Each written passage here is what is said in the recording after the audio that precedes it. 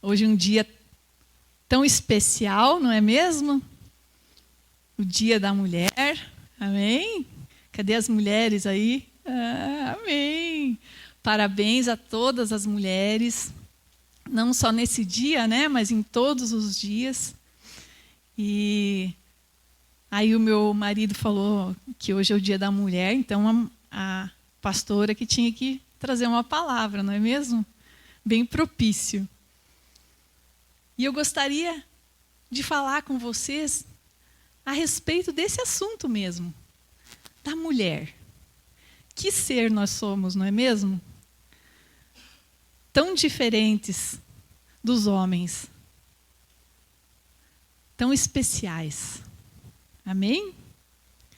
Mas quando nós estudamos a história da humanidade, nós percebemos o quanto a mulher foi e ainda é reprimida, não é mesmo?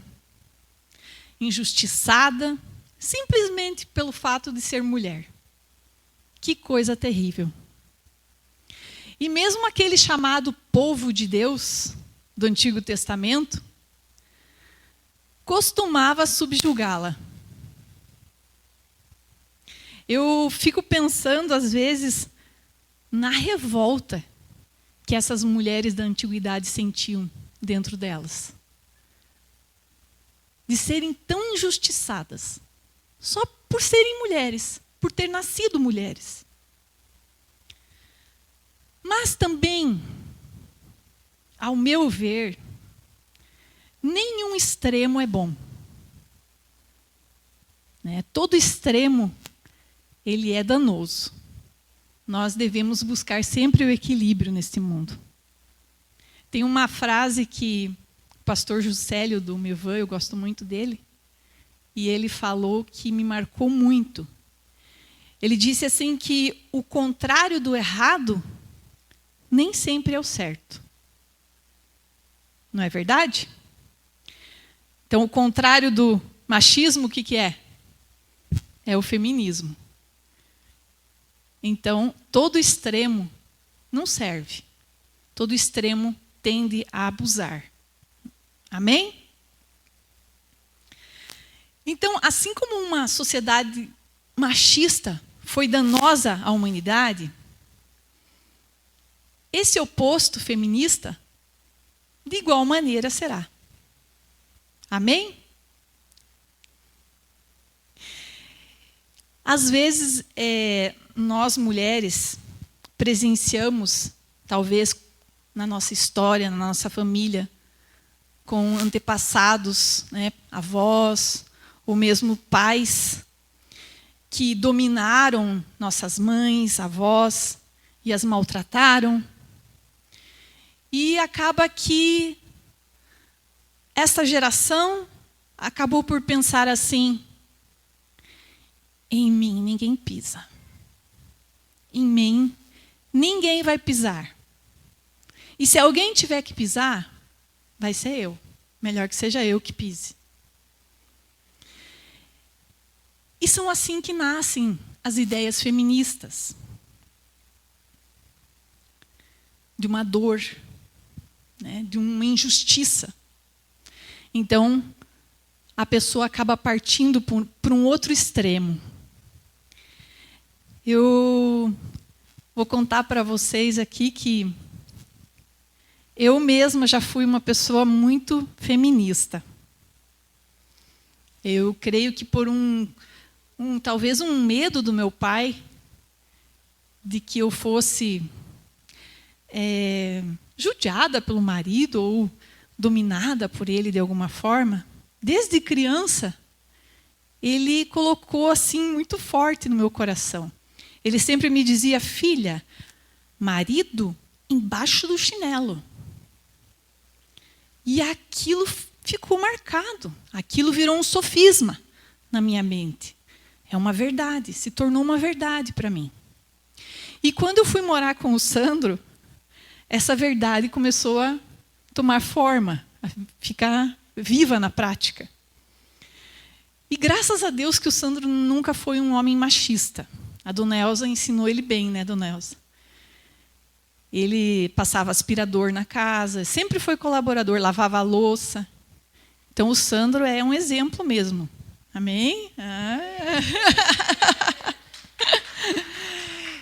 E aí, um belo dia, ele chegou para mim e falou assim: ô Débora, passa para mim essa camisa.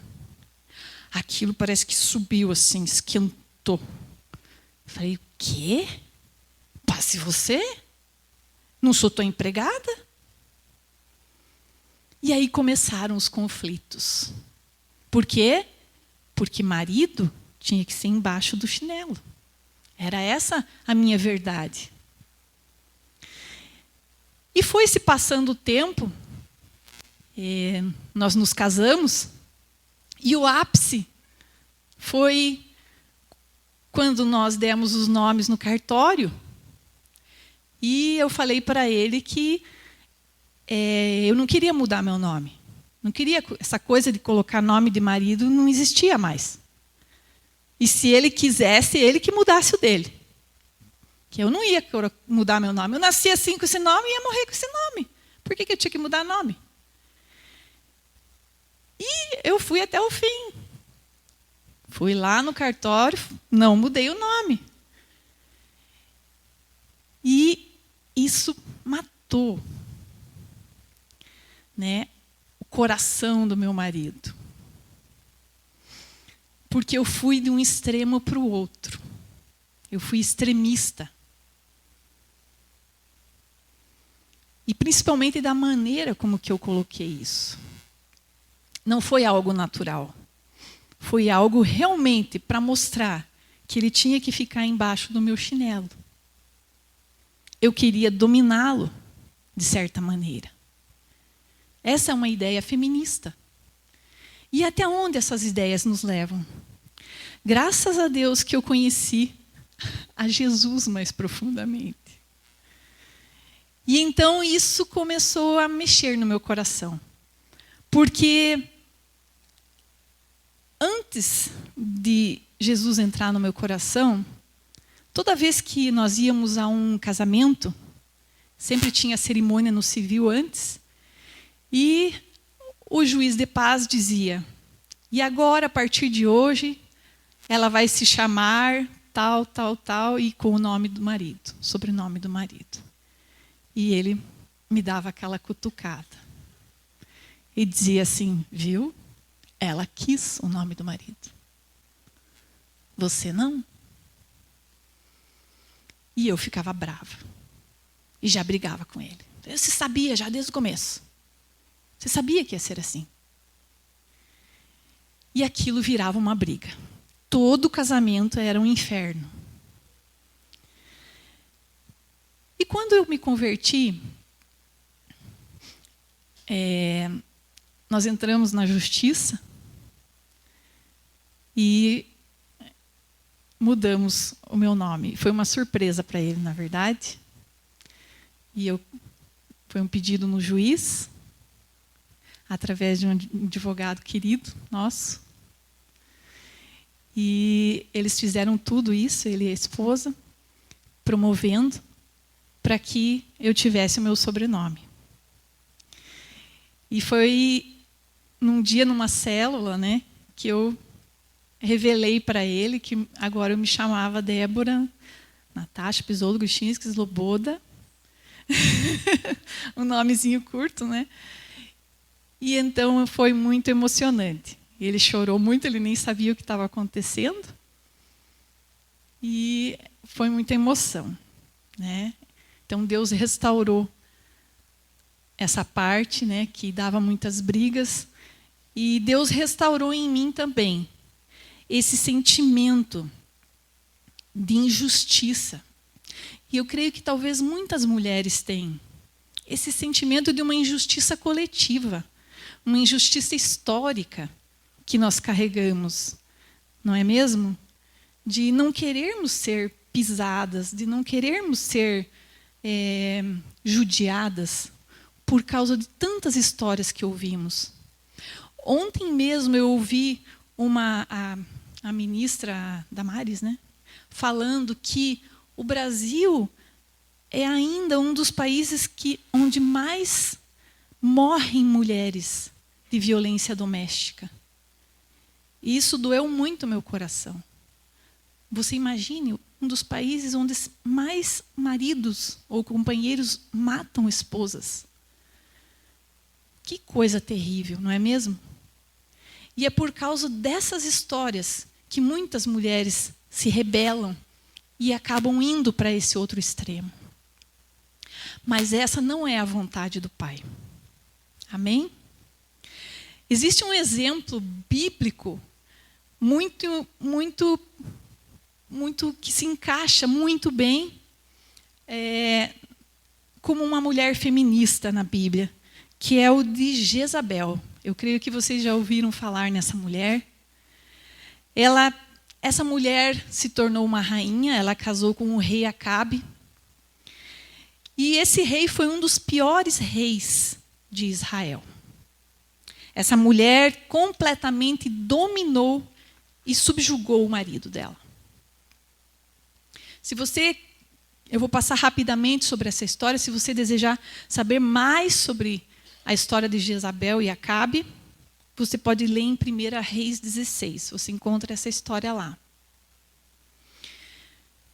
Eu creio que Deus fez tanto homens como mulheres com personalidade de liderança, que são os chamados dominantes. No entanto, se nós vemos essa característica desacompanhada da presença de Deus, o que vai dar nisso? Abuso de autoridade. Abusos de qualquer forma. É verdade, né? E foi isso que aconteceu com essa mulher chamada Jezabel. Essa mulher se declarava inimiga de Deus. Então, completamente desacompanhada, né? Uma pessoa inimiga de Deus, imagine o que deu. Ela sacrificava crianças e ela mandava matar todas as pessoas que discordavam dela. Então, não concordou comigo? Manda matar. Esse é um abuso de autoridade, hein?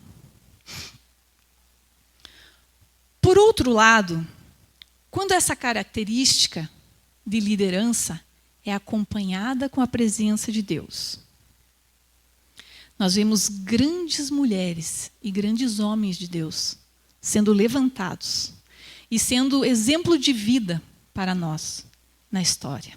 Não é mesmo? E o exemplo que eu escolhi para falar hoje, é claro que é um dia da mulher. Eu escolhi uma grande mulher, uma das grandes mulheres escritas na Bíblia, que é o de Débora. Que nome bonito, né? A história conta que Débora provavelmente era uma dona de casa. Ela era esposa de um homem que se chamava Lapidote. Débora foi a única mulher das Escrituras elevada ao mais alto cargo político de Israel. Você imagine isso, gente? E ela foi eleita pelo próprio povo. Depois que Josué conquistou a terra prometida, teve início um período dos juízes, que durou por 320 anos. E esse juiz era a autoridade política máxima de Israel, da nação, né? E Débora, uma mulher que viveu há mais de 3.000 anos atrás, ela foi escolhida para ser essa pessoa. Amém, mulheres? Olha só que coisa tremenda. Foi Deus quem levantou essa mulher. Foi Ele. Numa sociedade machista em que ela vivia, é só Deus para levantar para fazer algo assim, não é mesmo? Débora ela era dona de casa, esposa, ela era profetisa, ela era psicóloga, conselheira, ela era juíza e no final ainda se tornou líder militar. Gente, que mulher! Mas o mais incrível, sabe como que ela se chamava? Como se ela se autonominava? Mãe em Israel. Olha só. Humildade. Ela era humilde. E foi essa humildade quem a coroou. E quem é que tem humildade e amor no coração? É quem tem Deus no seu coração. Porque quem tem soberba não é Deus que traz a soberba. Deus traz a humildade e Deus traz o amor e a sabedoria. Amém? Que coisa incrível. Esse povo vinha sofrendo a opressão do povo cananeu por 20 anos já. Viviam debaixo de tensão. E então chega Débora, juíza, e profetiza vitória para Israel. Nós vamos vencer. E ela chega e fala a Baraque, o comandante do exército, que saia em guerra contra o exército cananeu. É vitória. Deus vai nos dar a vitória. Só que tinha um detalhe. O exército inimigo, além de mais numeroso, era mais poderoso e tinha carros de guerra.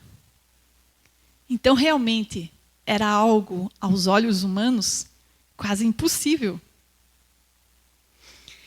Em Juízes 4:8, está escrito: Então lhe disse Baraque, esse era o comandante do exército, falou para Débora: Se fores comigo, irei. Porém, se não fores comigo, eu não irei. Ela disse: Certamente irei contigo. Porém, não será tua a honra investida que empreendes. Pois as mãos de uma mulher o Senhor entregará a Císera. Císera, apesar de parecer um nome de mulher, né, era o nome do comandante do exército do inimigo. Então vejam só, ele tinha tanta confiança nessa mulher, ela tinha tanta autoridade. A autoridade é dada por Deus nessa terra. Essa mulher tinha tanta autoridade que o comandante do exército falou assim: eu só vou se você for. Sozinho eu não vou. Olha só. Que incrível. E então, #partiu guerra. Foram lá. E como falou Débora, todos do exército inimigo morreram. Deus tem uma história toda que envolve isso, mas resumindo, foi isso que aconteceu. Exceto Císera. Esse Císera, ou Císera, ele fugiu a pé. E ele foi se esconder em uma tenda. Havia um povo que não era nem de Israel e nem cananeu, mas que morava em tendas. E ele foi lá e se escondeu. E uma mulher chamada Jael o recolheu. E o cobriu com uma coberta, fingindo que estava escondendo ele. E então essa mulher pegou uma estaca da tenda e um martelo e cravou na fonte dele e o matou. Olha que mulher corajosa. E assim Deus, naquele dia, humilhou o rei Jabim de Canaã, tendo seu líder militar morto pelas mãos de uma mulher. Vocês imaginam só Que grande humilhação, num tempo daquele, um guerreiro, líder do exército, ser morto pelas mãos de uma mulher. E depois disso, houve 40 anos de paz. Amém? Agora, eu gostaria de falar, nesse momento, para os homens. Sabe, querido, pode ser que Deus te deu uma Débora, como esposa, como filha ou como mãe. Para o Sandro ele deu uma, né, Sandro?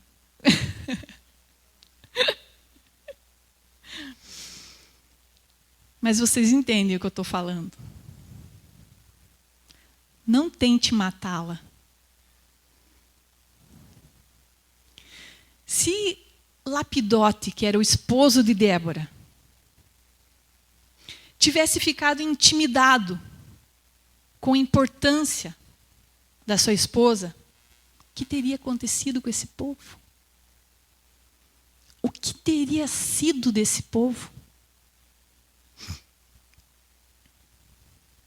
Olha que homem à frente do seu tempo. É um homem com um pensamento à frente do seu tempo. O meu avô era assim. Porque geralmente os avós, que a gente ouve falar, eles eram homens machistas. Meu avô não. Meu avô não era machista. As mulheres tinham os mesmos direitos que os homens. Elas estudaram tanto quanto os homens. Tiveram as mesmas oportunidades. Ele era um homem com a cabeça à frente do seu tempo. Mas, infelizmente, hoje em dia ainda tem homens com pensamentos machistas. Naquele extremo. E Deus não se alegra com nenhum extremo. Nem com o feminismo e nem com o machismo. Deus, Ele nos mostra o equilíbrio. Amém? E você, minha amada mulher, que sente arder dentro de você, sente assim queimar, uma Débora. Não te detenhas. Vai à frente. Vai à luta. Amém? É isso aí, Déboras. Mas, seja humilde. Busque sabedoria no Senhor. Para que você não se torne uma Jezabel. Amém? Agora eu gostaria de falar para vocês também sobre o papel de Jesus em relação às mulheres. Jesus, além de nos salvar e nos libertar, Ele veio resgatar a dignidade da mulher.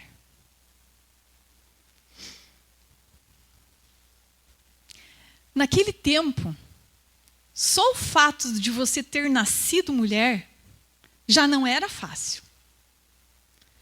Agora, se a mulher pecasse, ficasse viúva ou fosse estéril, ela era condenada à desgraça eterna. Ela não valeria nada. Mas Deus é tão maravilhoso que Ele nos mostra a todo tempo nas Escrituras Ele erguendo a mulher, Ele erguendo, Ele resgatando o valor da mulher. Veja que em Mateus, Deus usa Mateus, quando Ele descreve a genealogia de Jesus, Ele faz questão de colocar o nome de 5 mulheres ali. 5 grandes mulheres, mas que aos olhos daquela sociedade farisaica, Elas eram pecadoras, indignas.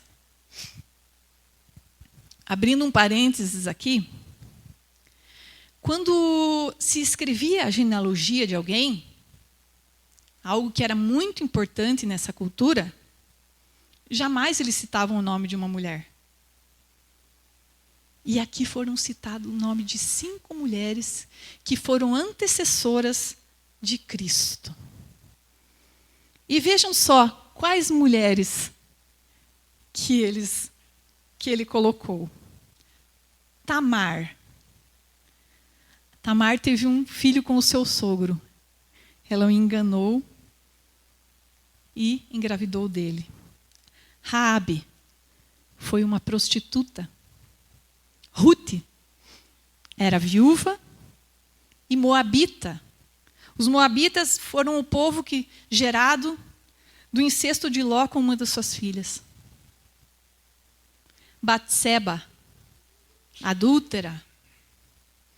E Maria fica grávida, solteira. Maria não pecou, mas foi mal falada. Sabe, queridos, Deus, Ele não tem medo de acrescentar à família da fé pessoas com um passado ruim ou com uma má fama. Deus, Ele não se importa com isso. Deus sempre restaura as nossas vidas. E foi o que Ele fez com essas mulheres. Essa Raabe, que está escrita ali como prostituta, em Hebreus está escrito que ela é uma das mulheres de fé. Olha só. Ela está na galeria dos homens e mulheres de fé. Rute, ela ganhou um livro no Antigo Testamento com a sua história.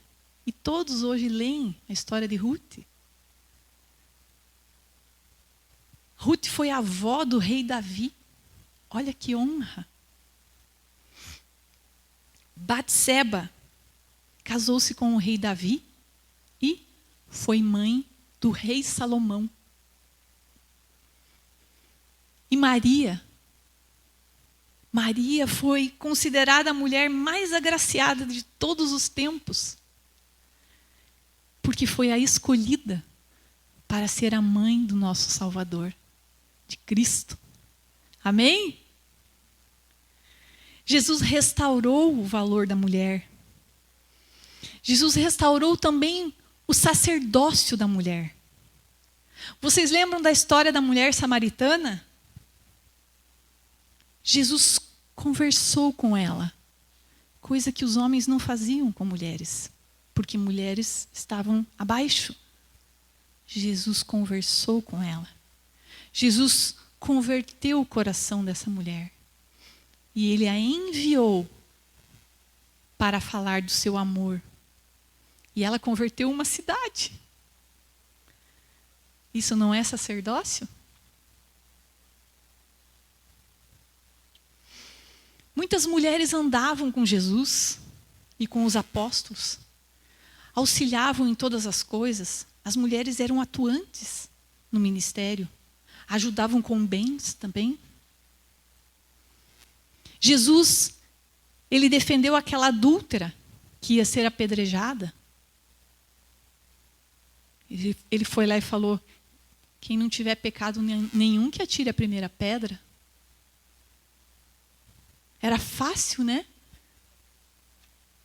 Condenar a mulher, sendo que eles mesmos eram mais pecadores do que ela. Quanta injustiça. Jesus era amigo de Marta e de Maria. Ele se hospedava na casa delas o tempo todo. Quando Jesus ressuscitou, quem foi a primeira pessoa que Ele apareceu? Para uma mulher. Jesus, como filho, Ele cuidou e honrou a sua mãe até o último momento. E quando ele estava lá na cruz, ele pediu para João cuidar da mãe dele. João, essa é tua mãe. Cuida dela para mim. Protege ela. Ela é viúva nessa sociedade machista. Cuida dela. Jesus sempre nos defendeu. Amém? E Jesus continua nos defendendo. Então, sabe, amadas, nós não precisamos nós nos defendermos.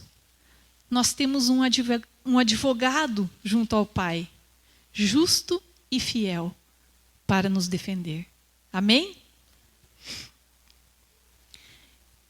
E para concluir, tudo isso que eu estou falando, essas mulheres, eu gostaria de falar sobre uma mulher chamada Priscila, que eu creio que vocês já devem ter lido nas Escrituras. Priscila era uma empresária, fazedora de tendas, que trabalhava junto com o seu esposo, Áquila. Geralmente Priscila e Áquila, que nós ouvimos falar, né? Eles eram, a gente brinca, eles eram empresários da construção civil da época, fazedores de tendas. Então, isso trazia uma grande renda, era uma profissão nobre. Eu vejo no exemplo desse casal o equilíbrio e o respeito que Deus almeja para nós. Esse casal ele foi amigo e colaborador do ministério de Paulo. Então, se fala muito nos evangelhos que Paulo escreveu, fala-se sobre a história de Priscila e Áquila. Existem na Bíblia 6 referências a esse casal, a Priscila e Áquila. Abrindo um parênteses aqui, sempre que uma pessoa é citada nas Escrituras, a pessoa de mais importância, o nome dela é escrito antes do que as outras. Lembram quando a gente lê sobre os apóstolos, o nome deles sempre é Pedro, Tiago e João. No barquinho, né? Pedro, Tiago, João, até na música. Então, sempre o de maior importância vem na frente. E é assim no costume antigo. E jamais eles colocavam o nome de uma mulher antes do nome do marido. No entanto, dentre essas 6 citações, em 3 delas, o nome de Priscila vai à frente do nome de Áquila. Eles falam Priscila e Áquila. E tudo que está na Bíblia é intencional. Tudo que está na Bíblia quer nos mostrar algo. Algo pequeno, mas importante. Eu vejo aqui Deus nos mostrando a importância tanto do homem quanto da mulher na atuação do ministério. Ambos são importantes. Nenhum é mais importante para o outro. Priscila era uma mulher conhecedora, ela era uma profunda conhecedora das Escrituras. E ela gostava de ensinar. Ela tinha um forte ministério de ensino. Era uma líder conhecida e respeitada na igreja primitiva, junto com o seu marido. Existem alguns teólogos e historiadores que, inclusive, acreditam a autoria de Hebreus, a Priscila, porque ninguém sabe quem escreveu Hebreus. São só suposições, estudos, né? Uns acham que é Paulo, e existem alguns que acreditam que Priscila escreveu Hebreus. E talvez isso tenha sido até intencional, porque naquela época, numa sociedade machista, talvez não dessem crédito ao que uma mulher escrevesse. Não é mesmo? E vejam só que esse homem que vivia em uma sociedade 99,99% machista, e de nenhum modo ele impediu o ministério que Deus tinha para a esposa dele. De nenhum modo. Pelo contrário, ele a incentivou. Ele a ergueu. Amém? Eu gostaria de dizer para vocês que tudo isso que eu falei aqui hoje não é somente para que você, mulher, linda, amada, veja o quão importante você é para Deus e para a humanidade. Você é demais. Amém? Mas também serve para que você fuja dessa ideia feminista, de domínio, de escárnio do sexo oposto.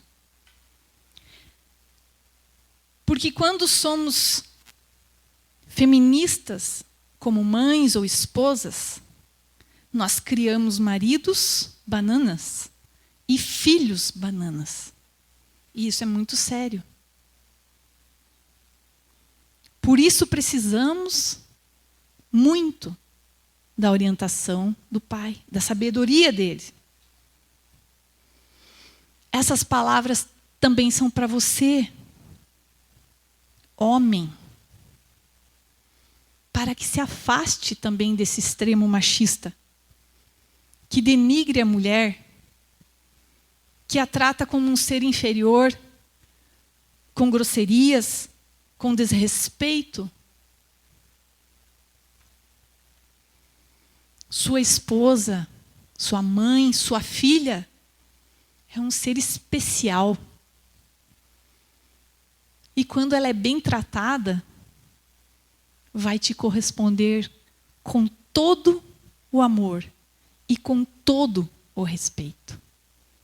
Amém? Deus, Ele criou a mulher da costela do Adão. Ele não fez isso com uma parte da frente do corpo dele e nem com uma parte de trás.